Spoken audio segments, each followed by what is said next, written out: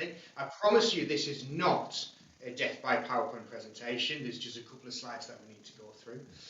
Please be aware that this webinar is being recorded, so please do keep your video off and keep your mute off. We will make sure it's off from our end as well, of course, but don't try and switch it back on. If you do have a question, feel free to put it in the chat bar. Andy, my tech guy, my colleague, will tell me the question, and then I will answer it for you live at the end. So you're here for the size really does matter webinar. Very apt, I think, when it comes to looking for bigger things. And so who am I to talk to you now? Well, I set up business in 2010. My business has always been in the education sector, and it's always been in the creative sector. So as we go through the webinar this evening, the examples that I'm going to be using are getting into the schools mainly, but they can also be adapted, as they have been, for other businesses in all sectors. So they can be used everywhere. I've also written a number of papers and a book that is going to be published later this year. I was also the founder, or the co-founder I should really say, of 1,000 Young Voices, which was, we got 1,000 kids from all over the UK to form a virtual choir, and then released it onto iTunes and Amazon and all that kind of thing to raise money for the NHS. That was done at the beginning of this year. And most recently, I am a certified Entrepreneur Circle coach, which is why I'm able to speak to you now. Just two little rules as we go on. What I'm going to share with you today, or tonight, is different.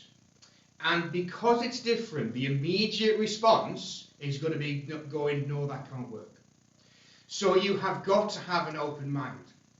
We have a no closed minds rule on everything that's going to be. You need to think, how can that work? How can that happen? And how can I make that work in my business? And if you need any extra tips or advice after the webinar, email me and I will explain to you how it could work in your business. And the other rule is a rule that I have for my businesses. It is a rule that I have for the bands that I've run and the staff. It's a very simple rule. It is a no dickhead rule. If this is a live event, if there's any kind of abuse or anything like that sent towards myself or anybody else that's online with us now, Andy will kick you out. It's that simple. So like I say, we are live and it is being recorded, so please do, I'm sure you will be respectful. We're here to learn. So thanks, Andy. So what we're going to do is I'm going to ask you first of all to go to page 2 in the workbooks. The reason I've done the workbooks is so you have a tangible piece to work with when it's all done. So when this is all over, and in 45-ish minutes, when you're not hearing from me anymore, you can use it as a piece of evidence to actually go with. And I've always found within the Entrepreneur Circle, which I'm a member and a coach, is we get these workbooks when we do the big events, when we go to places, and they're so useful. So that's why I've given you, what is it, about 10 pages or something like that, to be able to work through. So what we're going to do is we're going to talk about, on page 2, the money pyramid. They are blank. Now, we ran through this on Monday night as well, and the blank, so you can fill them in as you go. And anybody, I know there are a number of people from the Entrepreneur Circle online tonight, so hello to you all. And you'll have heard this piece many times before, but I think it's worth going through again, because this is fundamentally what makes my decisions. It is the thing that keeps me driving forward, working from the bottom to getting myself to the top of this pyramid. So right at the top is 1%. And this is broadly accurate for any sector that you're in. Doesn't matter where you are and for any walk of life. It is accurate for everything, broadly speaking. And so the top one is 1%. And those are the rich, those people that can do anything they want, when they like, get up when they want to, I guess. And they don't have any kind of financial restraints on what they're doing at all. The prosperous people, so the ones that aren't quite rich yet, they're not Jeff Bezos or anybody like that, is the 4%. So 4% of the people in your sector, whatever that is, are prosperous. 15% is the next one, are making a good living. So they're the ones that are getting there. These are the ones that can get up in the morning and feel good about their life, feel good about their bank balance. But if they want to go into the rich category, they've still got maybe a little way to go.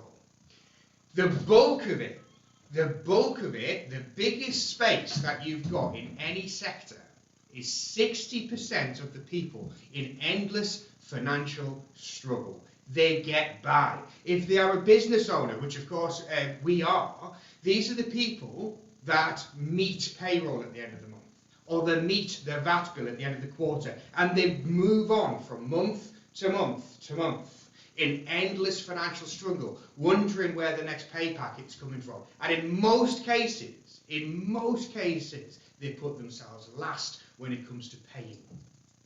And right at the bottom, 20% of the people in any sector at any point are completely flat broke.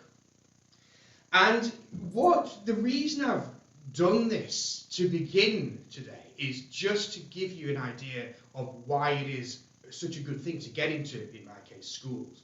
And in your case, it could be to get into speaking to the bigger contracts, getting into to speak to the bigger companies. So you can actually move up the pyramid in a real big step sort of way. And in the EC, we have this, what we call banana-rama syndrome, and it's the blank lines at the bottom. It's not what you do, it's the way that you do it. That's what gets results. And we're going to come back to that. We're going to circle back to that as I speak a little bit later.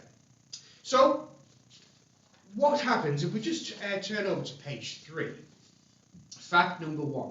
And I'm going to go through a couple of things before we get onto the 3 big things that you can implement in your business fairly quickly, even tomorrow morning. And that will make a hell of a difference. But there's just some little things that you need to be very aware of. And fact number 1, most business owners will try to get a customer as cheaply as possible. So most business owners will try to get a customer as cheaply as possible for as little money. And it doesn't just have to be a financial input. They won't even think about what they're doing. And this flyer, the picture that's on page 3, is an example. I mean, the copy isn't bad. I mean, you know what he does, and you know how to get in touch in about 7 words. So that bit isn't too bad. But unless he's got shares in the black ink factory or something like that, it's a pile of pants. It really isn't a good thing. And this is going through people's doors. And you look at it, and you know this guy isn't washing the windows of Buckingham Palace, or he isn't washing the windows of Buxton House. Anything like that. It's the terrace streets. And there's nothing wrong with that if that's what you want. But this guy is not working his way up the pyramid in a meaningful way. And what I want you to have a look at fact number 1 is most business owners are in the bottom 80% of that pyramid. We've just seen that. And so these people, the most business owners that are the ones in the bottom 80% of this pyramid, are still trying to get customers as cheaply as possible. If you want to be most business owners in endless financial struggle or just getting by, that's great. That's great. Because it means that it's leaving wiggle room for the rest of us. And the big lesson here is you can know this stuff. You can really know this. You've probably heard this kind of thing before. So you know that the bottom 80% are struggling or are broke, but you've not implemented anything to change it. So knowledge is not the same as implementation. That's a big lesson on that page. So the biggest thing today is making sure that whatever you've learned, whatever you take away, you actually kind of put some implementation into it. The worst thing you can do is come along to these webinars, and there's plenty of coaches, there's plenty of people doing this kind of thing, and watch and then do naff all. Absolute waste of your time. You know, it's 7:30, 7:40 on a Thursday evening now, so you could be doing other things. Instead, you're watching me. So I'm hoping that that bit of knowledge that you've got might actually push you on to implement something in your business. And on page 4, I purposefully looked this one up. And it's, I mean, like I say, I am in the education sector, and I always have been. So I was looking at other examples, and I found out what I think to be the most expensive car wash in the world. And around any corner near you, hand car wash for £5. Well, great, and we've all been there. We all use these hand car washers, and but they're just there on the roadside.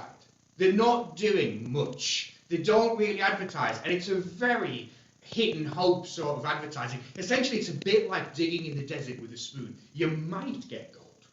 You might get gold. But then you've got Ultimate Shine in Scotland. Now, let's see how good your maths is here. You'd have to sell 33,000 £5 car washers for one Ultimate Shine car wash up in Scotland. £165,000 for a car wash and wax. So if you just want it washed, it's only 100,000. The wax is an extra 65. And he gets 3 of them a year. 3 of those a year.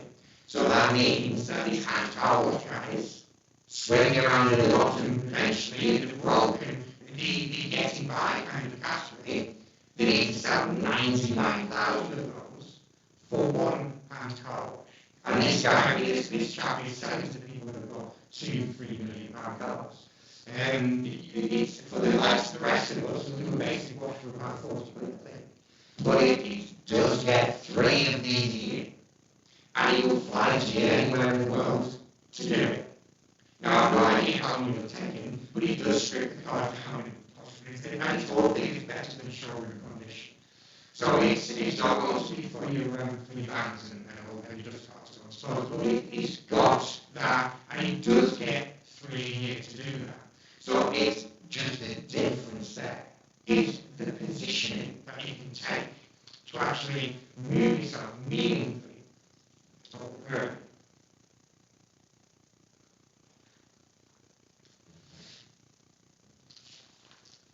Fact number 2, and just flip over the page. Most business owners do the same thing as everyone else in the market. And fact 2.5 there, which needs to be a little bit filled in. That means we can't be heard if we do the same thing.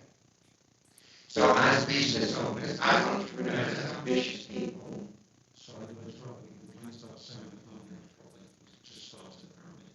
Oh, okay, I'll wait.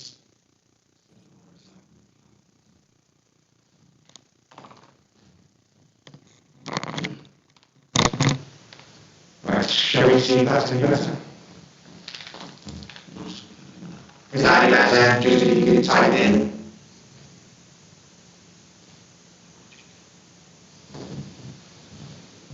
How's it flowing? No, that's fine. Right, just bear with us. Sorry, tech problems.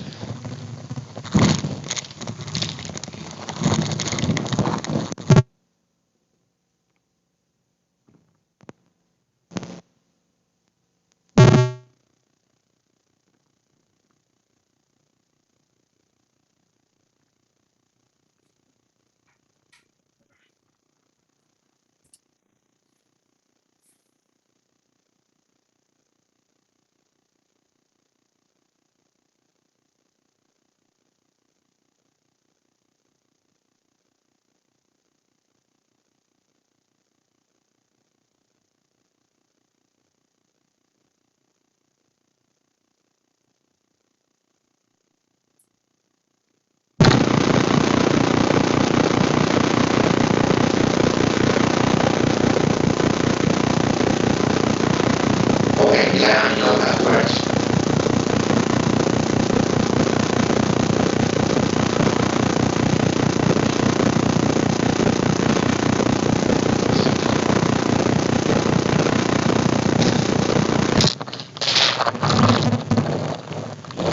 I don't know what my back was.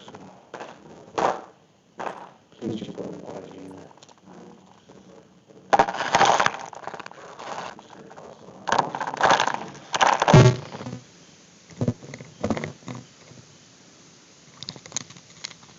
Right, everything is now on, I believe, max load.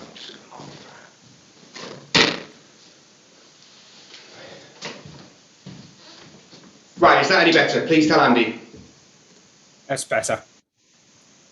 Yes. Yes, lovely. Right. I've lost my stride, just bear with me. When we do the editing, this bit will be cut out, it'll be seamless. So fact number 2, I'm going to rewind a little bit. Most business owners do the same thing as everyone else in the market. And, sorry, I'm smiling, a dragonfly's just flown in front of the lens. And it's, but again, I need to remind you where most business owners are. Most business owners are not in the 1, 4 and 15%, because clearly they're not, because that's how percentages work. And that means that we can't be heard if we do the same thing. Everybody is after the same people. I mean, they might not admit it, but everyone wants big contracts. Everyone wants to make the quick buck. Everyone wants somehow to climb the pyramid. But they're not willing to do the work and do the graft and to do everything that needs to be done to actually climb up it. And a really big thing, Mike Hollowish is an American entrepreneur and author. If you haven't read his books, I strongly recommend that you do so. He's brilliant. And one of the things that he said is better is not better, different is better. Because we all say we're the best at whatever that is we do. We're all the best at something. I'm going to say to you now that I'm the best trumpet teacher in the immediate area. But you know what? It's probably true. There aren't that many. But better doesn't mean it, because people get fed up of hearing better. And if you are trying to get into the front of the right people, the head teachers and the coordinators at school, get past the gatekeepers at the businesses, at the corporations, then you can't go in and say, I'm the best. They don't give a shit. They don't care who's best. They want to know who can fix the problems and who's different, who stands out. And so it's a big, big thing. If you've got anywhere on your business cards or on your website or on your flyers where they're best, no one cares.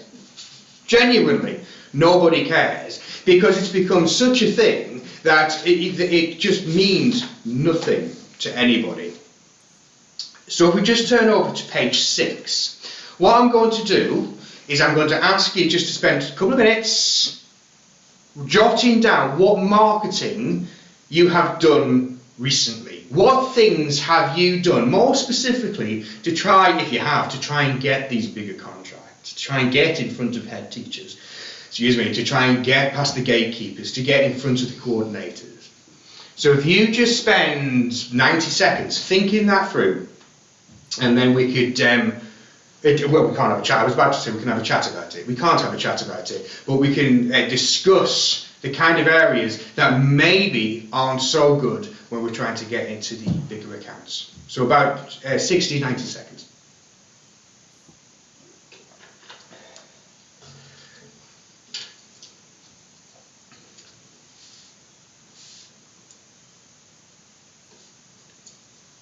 And apparently it's church bell ringing practice night tonight as well. I don't know if you can hear that. We should have suppressed all the background noise.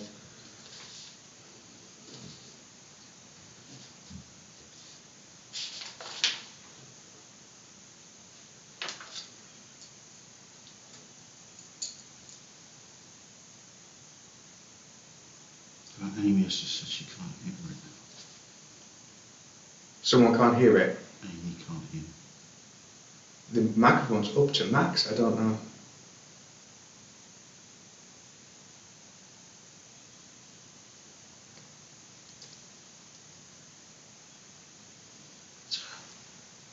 It's great. Okay, so if we just have a look at that, what marketing have you done recently? Obviously, if we were doing a face-to-face thing, then we'd be able to talk about that and see what kind of areas that you are looking at for marketing and to get these bigger accounts. But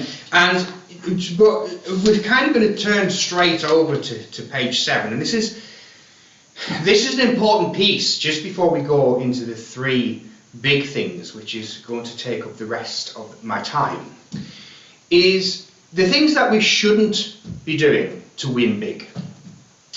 And the top one, absolutely the top, is email. Most business owners, and I certainly did, back in 2010 when I set up, I was sending emails to schools. I was sending things off to them. And then, and of course I was getting nothing back. I didn't have any kind of system in place to track what emails were going and which ones were being read. It was just simply an email from my inbox, or my outbox. And then I thought, you know what, I'm going to see what's being done with regards to whether it's being read and who's deleting it. And of course, the vast majority of the people, head teachers in this case, were just deleting it. I mean, it just came up, so-and-so deleted it before it was read. And of course they did. What's the first thing we all do? We wake up in the morning, and I hope you do your 90 minutes, certainly as of Monday, which we talked about in depth. But we get up in the morning, we go to the office, we do our 90 minutes, we do the stuff that's going to meaningfully move our business forward. And when we switch our emails on, the first thing that we do is the purge. Everything that we don't want or don't recognise, delete, delete, delete, delete, delete. We get rid of the lot. So we are doing the exact thing that these poor buggers are doing when they're sending an email. And it's fine if you're a big company, if you're Sky or if you're Tesco's or anything like that, it can work. You get around about sort of 1 to 2% hit rate. And if you're sending out millions, yeah, it can work. But if you have a somewhat smaller database than that, email on its own does not work. The other thing that we do is we do generic letters. And when we say generic letters, I'm including in the fact that if you leave the name bit blank so you can write it in, but the rest is printed. That is so cold. I mean, if you write the name, it is slightly better than putting "Dear Customer." That's possibly the worst thing you could ever do on a letter. And I wonder how many people watching this do that. But if you're doing anything generic like that to try and win big, to try and get in front of your head teachers, to try and get in front of your coordinators and your CEOs, you've made mistakes straight away. Cold calling does not work. Cold calling does not work. It doesn't even work domestically. But if you rig a business and you're a cold caller with the first person you speak to, anywhere along the line, the secretary. Now you can't blame them, they're doing their job. But part of their job is to stop people like us getting through. If you haven't had any kind of relationship building mechanism or exercise in place, then you're going to get shot down straight away. Cold calling does not work. That's the third one. The fourth one is Facebook and LinkedIn ads as a standalone thing. They do work, but it's only part of the process, which I'm going to go through a little bit later on. But as a standalone thing, don't think that if you are getting 153 schools on a list from your Facebook advert, that ain't going to get you much money. Not unless you actually follow through in the right way, which, like I said, I'm going to go through in a little bit. And the fifth one, actually, it's worded slightly wrong. That's a slight error on my part. You need to think differently. You need to think completely differently to everybody else in your market. Everyone else in your market is running around looking for the easy sale. You're not going to do that, not after tonight. You're going to be wiser, and we're going to switch on together to be able to get into these bigger accounts, because there's plenty to go around. And I keep circling back to schools, but the truth is, schools have got money. And they don't know how to teach everything. And so if you're a farmer, you can go to the schools and you can get that school to come to you. They love it. If you're a chef, you can go into the school and you'd be able to show them the basics of food hygiene. Year 5 teachers largely don't know how to do that, and they don't want to. They want to be able to concentrate on the things that they are good at. If you're a music teacher, I mean, the syllabus for the Key Stage 1 is about that thick, and the music page is 1 page. And they don't know how to do it. And the saddest thing is, from my perspective, is to think that's all it is from a music perspective. But you can do it, and it can be systematic, and it can make everything grow. And there is just a little thing on the bottom that all of these are valid forms of marketing and can win big contracts eventually. They're just not going to get you heard in a crowded market. They can work as part of a systematic onboarding process of your customer. And most business owners are doing this. They'll send one email and wonder why they're not getting anything at the end of the week. And if you, again, go right back to page 2, check that pyramid, because where are most business owners now? They're swimming around in the 60% and the 20%. So we switch over to page 8, flick over to page 8. The first big thing, and you'll have heard this before, so it won't be new, but the first big thing is know your audience. This, I don't know how many of you know this smoothie story, the Innocent Smoothie guys. Obviously created these drinks, and it's they were having trouble being heard. So they found out where the top managers, the CEOs, the big bosses for Asda and Tesco's were, more specifically, where they got off the train and things like that. And they put big billboards outside the station where they got off. So when they got off the train, they thought they were everywhere. And so when they went in for the conversation, it was already sold. Because they thought they were everywhere, they thought they were missing out.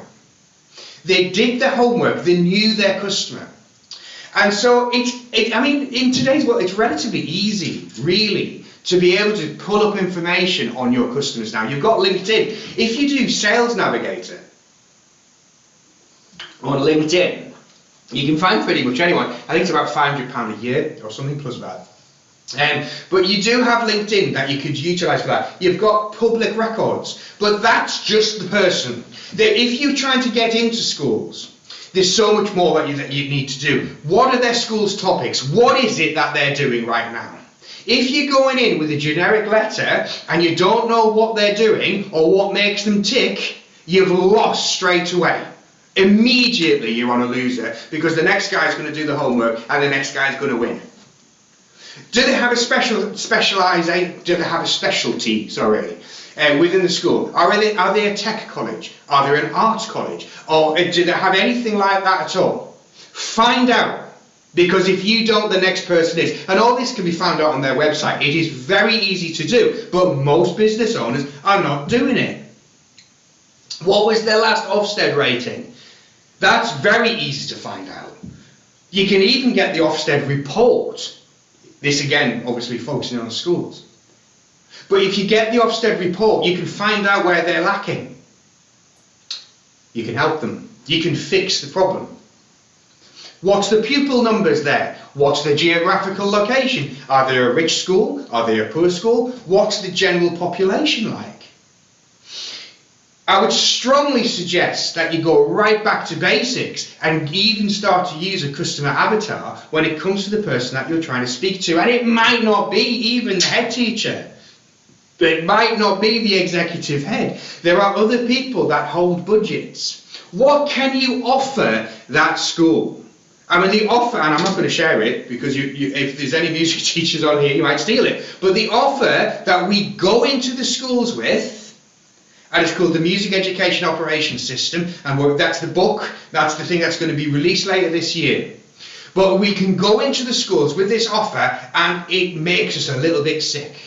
It just makes us feel a little bit squeezy because the offer that we do, but by God it works. What can you offer the school to make them tick? What is it that you can do to really pull them over? What keeps your contact awake at night? What's the thing in their mind that is really troubling them? What makes them tick? Speak to them as an individual. I mean, God, they're human. If you are sending a generic letter out, you are going to get a generic response, and that generic response is scrumpled up and thrown in the bin. You need to speak to them as they're a person and speak to their pain. What keeps them awake at night? What makes them sick? What is the thing that you can fix for them, and how can you fix it? And that is a really smart way to spend your 90 minutes, is thinking all of those things out. Go back to your avatar and really work out. Because if you can go to your avatar and say, well, this is their pain, this is how I'm going to fix it, this is the person I'm going to speak to, that is going to get you past the gatekeepers. That is going to get you past them because it's friendly and you know them. And so the secretaries will just pass it over. There's other things as well that we'll cover in thing 3. But for thing 1, it's all about knowing your audience. Do your homework. Who is it that you're speaking to? Because all things, the thing at the bottom, all things being equal, we like to do business with our friends. And all things being unequal, we still like to do business with our friends. So be friendly. Be a friend to them. Because you can do that.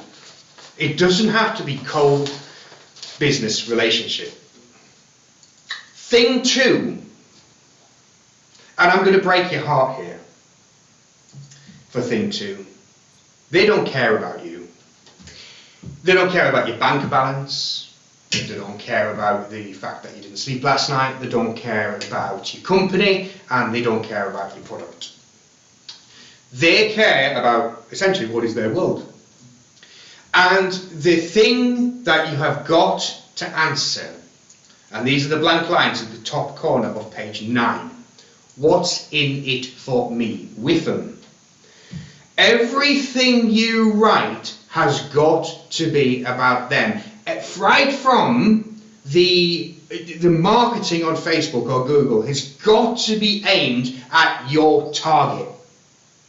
And your target cannot be every head teacher in the country or every CEO of a food company. That can't be your target because you're not personal. That's not thing 1. That's not knowing your customer. You've got to narrow it down. You've got to find what niche it is. Now, you could do all of them eventually, but you've got to speak to them individually. And you've got to make sure that whatever you're writing is aimed at the person that you are trying to get to, not the gatekeeper. You've got to get through that.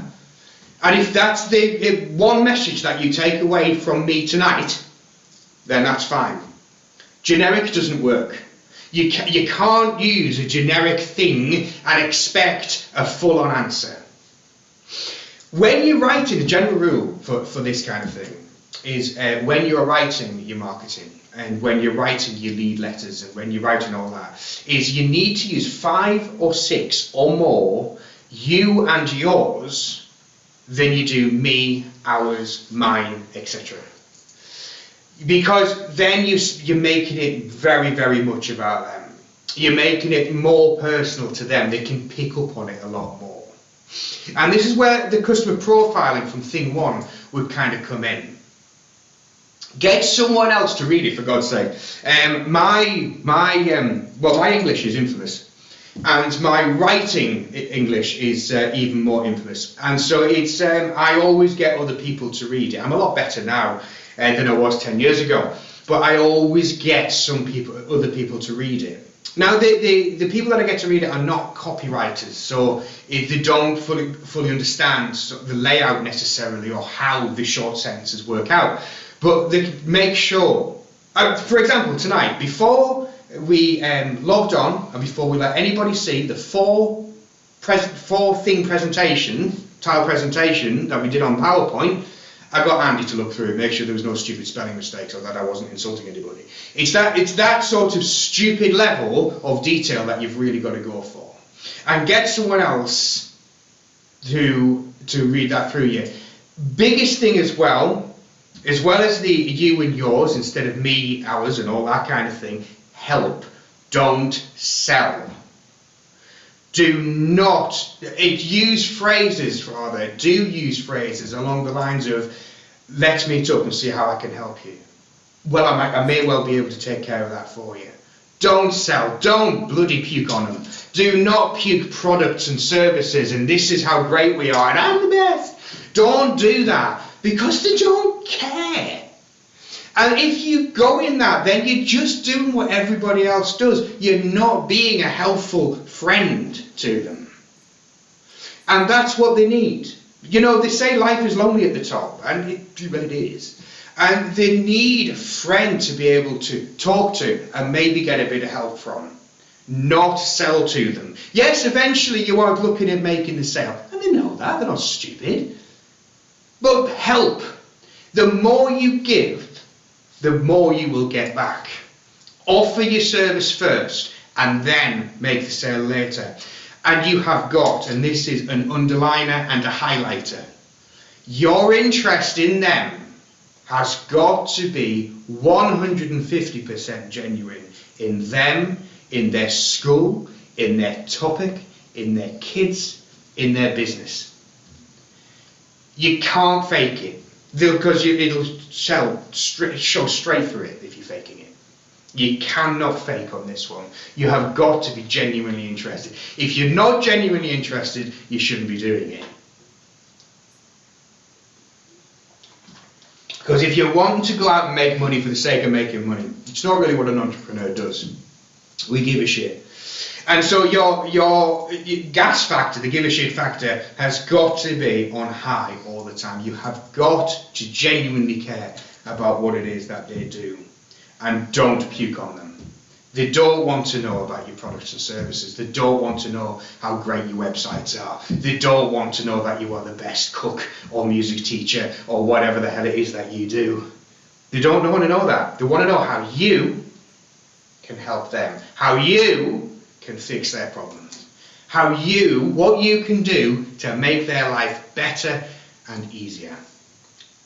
So what's in it for me?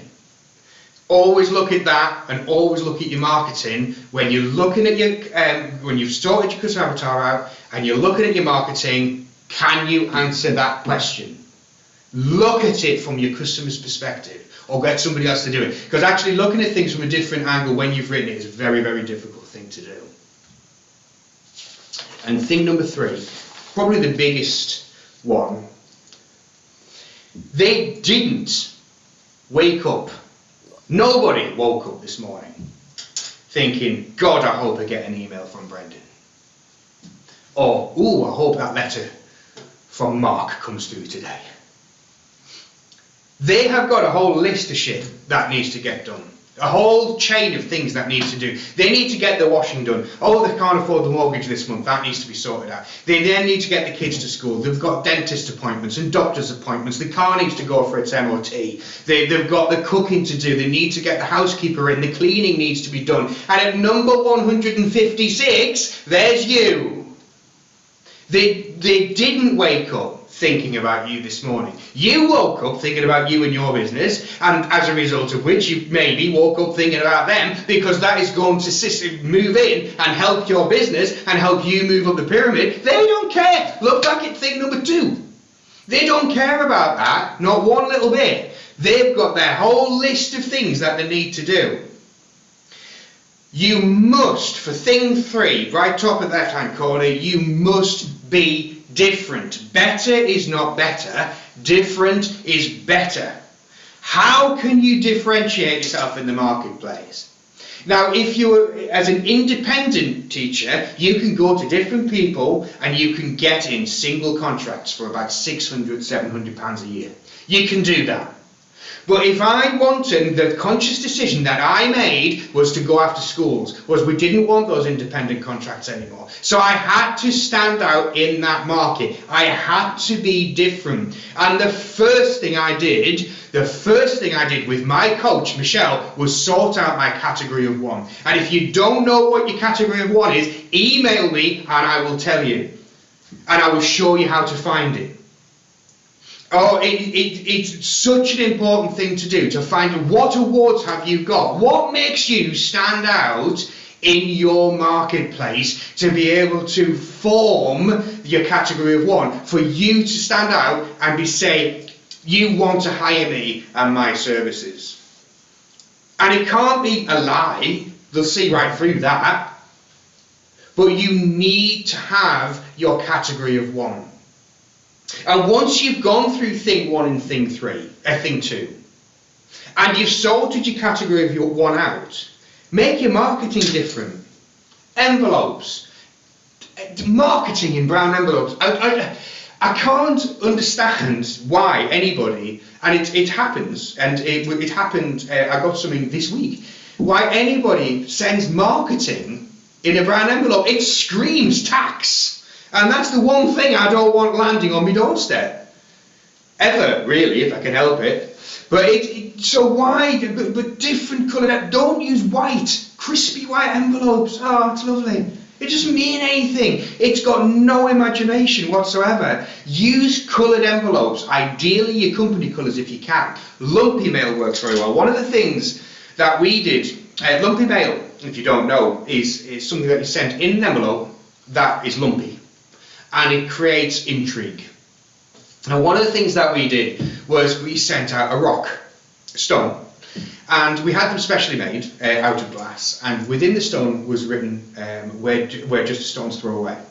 And it was stuck on a piece of card, and on this piece of card, it was I can't remember it exactly, but just a stone's throw away is a music company that can rock your world. That was it. There was no logos, no signatures, nothing to identify as us. The very next day, they got the marketing pack. Now, what happened before any of that was we knew the people that were interested because of a particular sales route that we went through, and I will share it with you in a moment. But lumpy mail works very, very well. Because lumpy mail tends to get through to the person that you send it to. Send gifts if you want to, flowers, chocolate. In our case, we sent half a flute out, and we said we can only get the other half if you when we come in for a coffee, and we'll bring the biscuits. So that kind of thing. There's another guy that's in the EC that works at Medical Mavericks, and he does very well with video cards. And again, if you don't know what video cards are, they are a card that opens up to be a video. And you can get them all designed beautifully, but they open up when it plays immediately.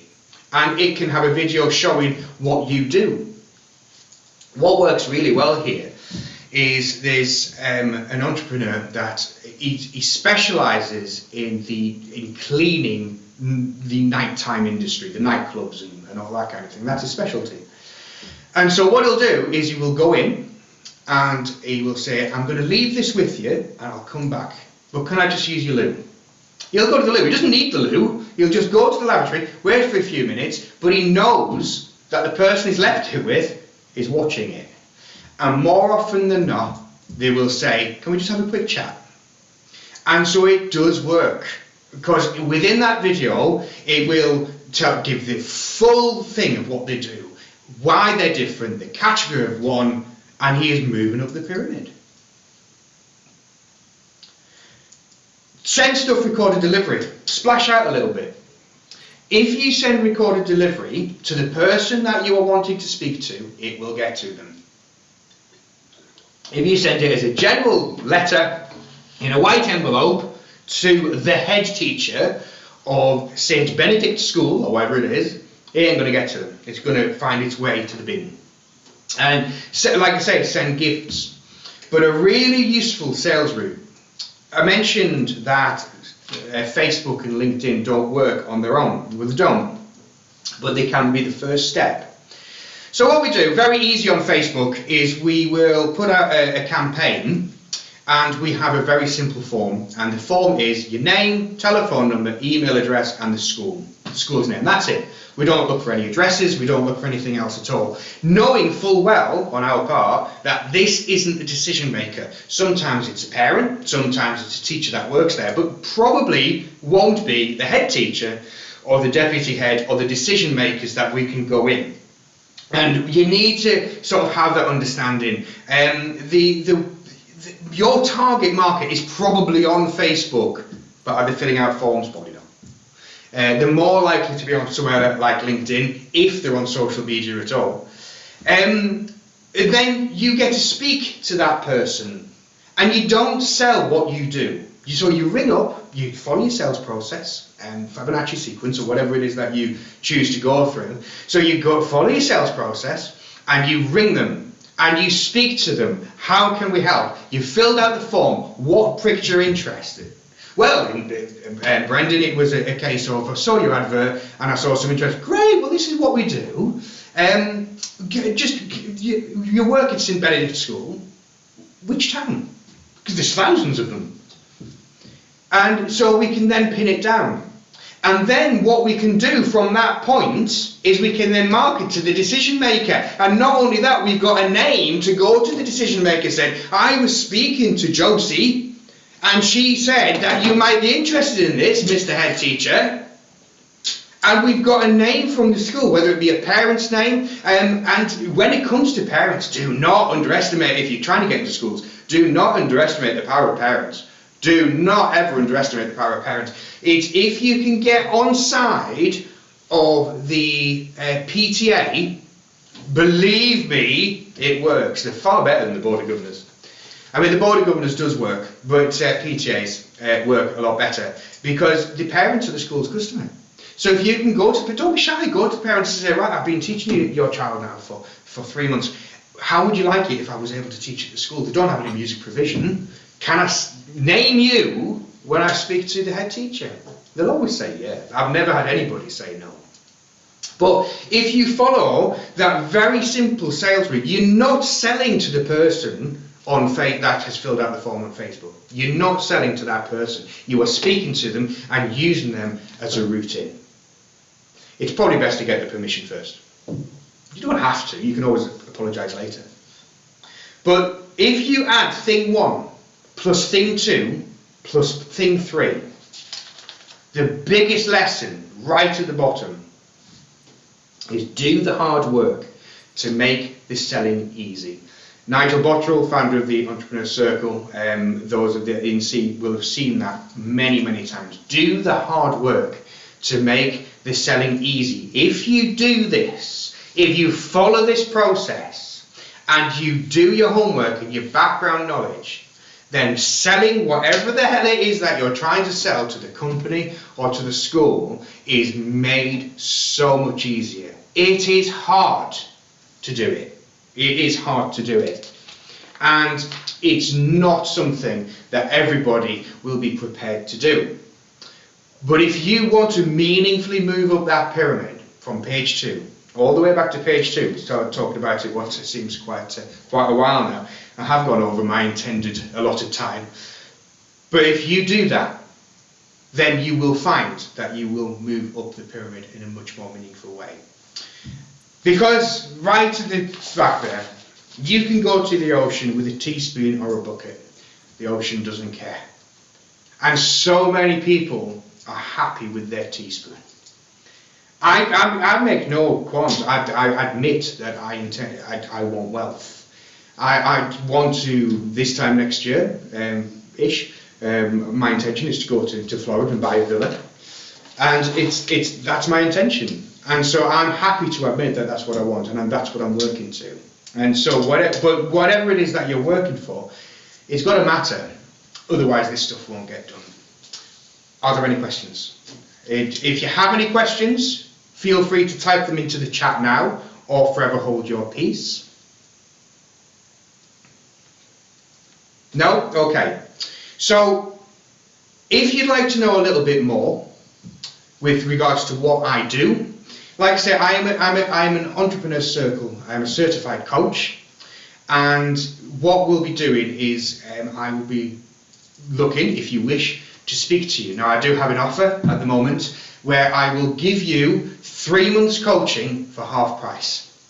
So that will be 3 months coaching for £199 a month for 3 months. The only caveat with that is if you're a member of the Entrepreneur Circle, and I know there's a lot on, and you already have an EC coach, this offer cannot apply to you. I cannot steal from my colleagues. But if that's something that you might think you'd like to do, I have room for 4 to go on over the next 3 months. So if that's what you want to do, Andy, could you just bring up my details?